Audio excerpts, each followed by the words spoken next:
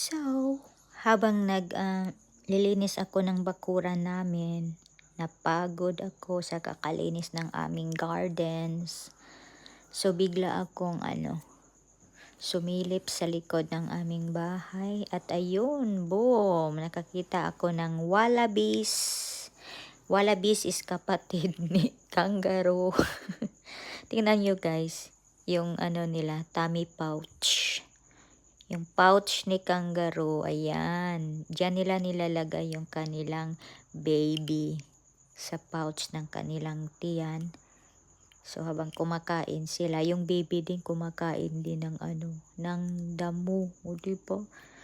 Parang ang tingnan.